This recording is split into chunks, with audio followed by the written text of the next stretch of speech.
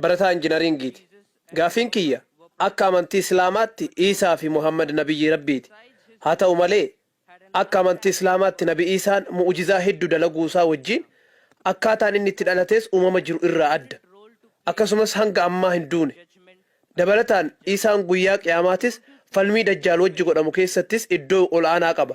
Kanaafuu sadarkaan Rabbiin isaaf kenname kun nabiyyi ol isan taasisu jettee yaadda? Brother Bayan has asked a very good question.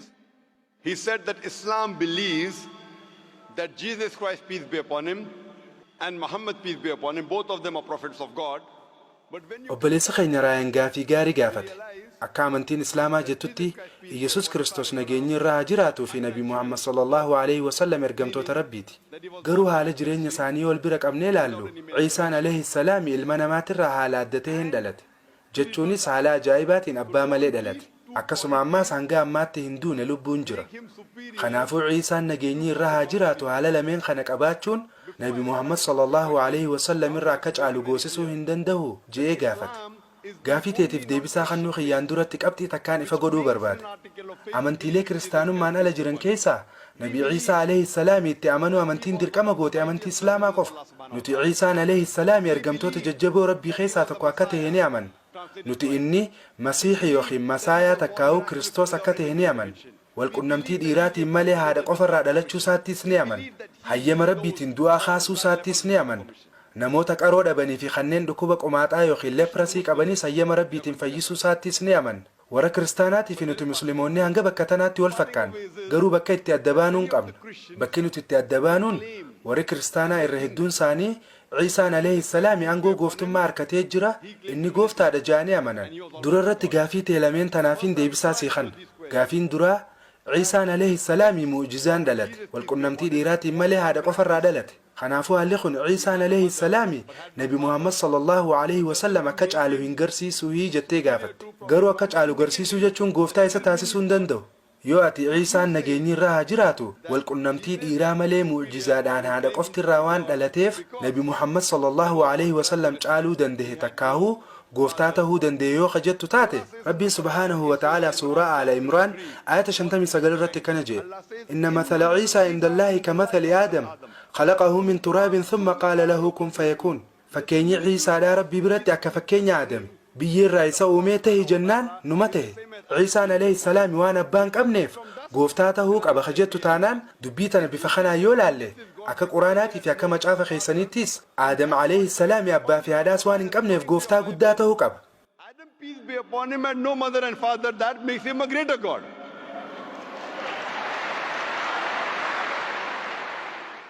Quraanaa fi macaafa qulqulluu keessattis bakki takka illee bakka namni tokko waan abbaan qabneef gooftaa tahuu qaba bakki jettu hin jirtu. Rabbiin waan hunda akka fedhetti uuma waan ta'eef dandeettii yookiin humna isaa ilma namaa agarsiisuu barbaadeeti kana godhe. Akka uumaatti silaa ilmi namaa abbaa fi haadharraa dhalata. Rabbiin akka fakkeenyaatti Nabi Aadam alayhi salaam abbaa fi haadha malee uume. Akkasumas Haawa haadha malee abbaa qofarraa uume. Fakkeenyi xumuraa kana eegamaa ture ammoo nama abbaa malee haadha qofarraa dhalatu waan ta'eef kunis Nabi Ciisaan alayhi salaam dhalachuudhaan guutamee jira jechuudha. Gaafii teeta lamadaatti hogguun dhufu akka nuti musliimoonni amannutti akkasuma ammaas akka macaafni qulqulluun jedhutti Iyesuus alayhi salaam hin duune. Rabbiin Quraana keessatti suuraa An-Nisaa ayata 57-58 irratti kana jedhe inni hin ajjeefamnees hin fannifamnees garuu Rabbiin gara ifiitti ol fuudhe jedhee dubbate Quraanni. Tanaafuu gaafiin jirtu Iyesuus alayhi salaam hin duune hanga ammaatti waan lubbuun jiruuf aangoo nabiyyummaatiin Nabi Muhammad sallallahu alayhi wasallam ni caala jechuu hin dandeenyu jettee gaafatte. Anis waanin siinjoo obboleessoo deebisaan jirtu ergamtoota Rabbii hunda keessaa kan hordoftoonni isaa Rabbi jaanii ilaalcha dogongoraatiin itti amanan Nabi Ciisaa qofa nageenyi irraa haa jiraatu. Ergamtoota Rabbii khabiraa keessaa kan namoonni gooftaadha jaanii ilaalcha dogongoraatiin qabatan hin jiru. Sababa hordoftoonni isaa dogongoraan inni gooftaadha jaanii itti amanaa jiraniif jecha Rabbiin gara ifiitti ol fuudhe. Akka hogguu yeroo lama deebi'ee dhufu namoota gooftaadha isaan jiru kanneen irratti akka gooftummaan himatiin ragaa bahuuf jechuudha. Tanaaf Rabbiin Quraana keessatti suuraa Maa'idaa ayata 16 irratti Ciisaan alayhi salaam hogguu lama dhufu Rabbiin akkana jedha. Ati anaaf ragaadha akkaan ani isaaniin na gabbaraan je'iniin garuu ani Rabbii xiyyaa fi keessanillee gabbaraan je'een je'ee dubbate. Haaluma wal fakkaatu wangeela Maatiyos keessattis dubbatamee jira. Guyyaa isa dhumaa sanitti wayita namoonni baay'een yaa gooftaa nuti maqaa keetiin raajii dubbannee jira. Maqaa keetiin hafuurota hamootaas baafnee jira.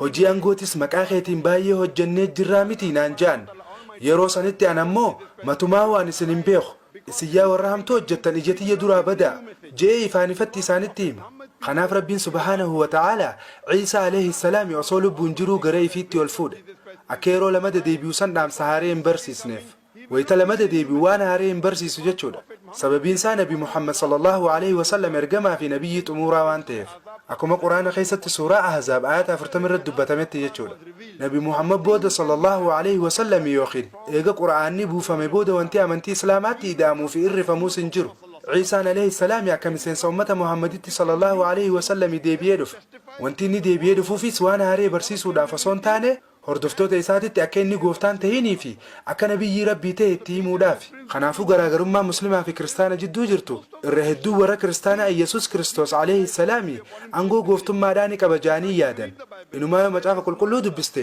guutuu macaafa qulqulluu keessaa bakka takkatti illee bakka yesus kristos arraba ifiitiin ani rabbii na gabbaraa joo hin arkitu namni kiristaanaa tokko jecha namee hin mamsiisa jecha shakkii hin qabne kan yesus kristos matuma isaatiin ani gooftaadhaan gabbaraa joo yoo nagarsiise ani ammaan tanatti kiristaanummaa fudhachuudhaaf qophiidha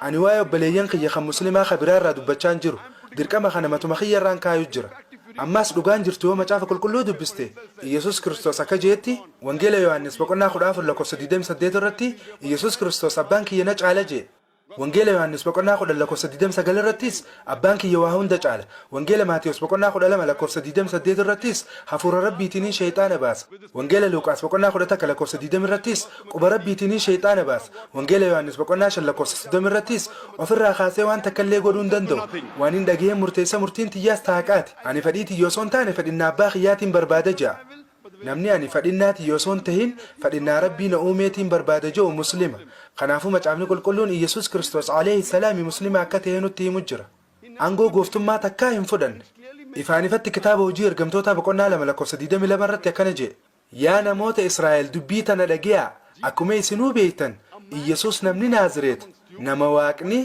baasa raajii fi milikkata karaa isaatiin isin jidduutti hojjeteen isinii filateedha isinis waan kanaaf ragaadha jee dubbate kanaaf yesus kristos alayhi salaami guyyaa takkallee ani gooftaadha hin jenne inni ergamtoota rabbii qaqqaalii keessaa isa tokko jechuudha kanaaf obboleessoo yesus kristos akka gooftaa hin tahin amantee fudhattee ani yesus gooftaadha jedhin dubbanne islaamummaa keessatti sadarkaan isaa maali jedhe malee anis ati yesus gooftaadha jettee jirta siin hin jennee bar wanti ani siin jechaa jiru yesus kristos akka gooftaan tahin fudhattee hin siin jee eeyyan yesus kristos gooftaa akka hin taane ni amana garuu sadarkaa inni islaamummaa keessatti qabu beekuu barbaada obboleessa osoon deebisaasiif hin deebisin dura nuti inni ergamtoota rabbii qaqqaalii keessaa tokko ta'uu isaa ni amanna jee sitti himne muslimni tokko yesus kristositti alayhi salaam yoo amane malee muslima hin ta'u nuti inni ergamtoota rabbii jajjabaa keessaa tokko akka ta'e amanna garuu inni gooftaa miti tanaafuu ati yesus kristos alayhi salaam akka gooftaan ta'e ni amantaa eeyyan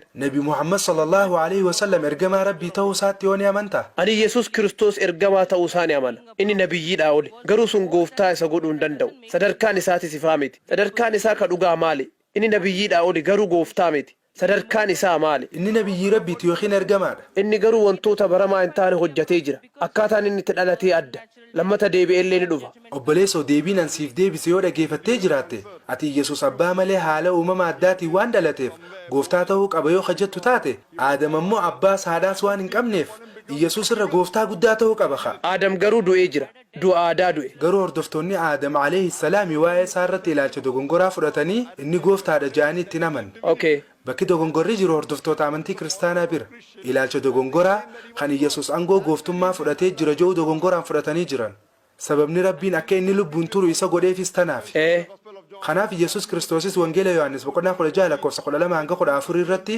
silaamaaniin isinitti himu hedduun qaba amma garuu baaddachuu hin dandeessan wayitaa hafuurri dhugaan dhufu sanitti gara dhugaan jirtu hundatti isin qaceelcha inni ifirraa ka'een haasa'u waan dhagee qofa dubbata maqaa kiyyaas ol kaasa jee dubbiin tun waa'ee nama biraa osoo hin tahin waa'ee dhufiinsa nabi muhammad sallallahu alayhi wasallam ibsiti kanaafuu ati kiristaana dhugaa yoo taate yoo nama yesus kristositti amanu taate yoo nama waan inni barsiisettis haa amantu taate namni wayii karaa dhugaatti si qaceelchu akka dhufuus amanuu qabda namni sanis nabi Muhammad sallallahu alaihi wasallam. Tanaafiin an yoo ati nama dhugaan Yesuusitti amanu taate nabi Muhammaditti sallallahu alaihi wasallam amanu qabda sin jechu jira.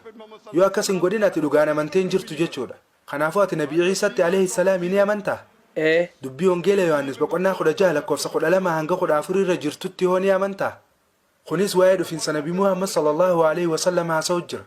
Tanaafuu ati nabi Muhammaditti sallallahu alaihi wasallam ni amantaa? Ammaan tana homaa jechuu hin danda'u.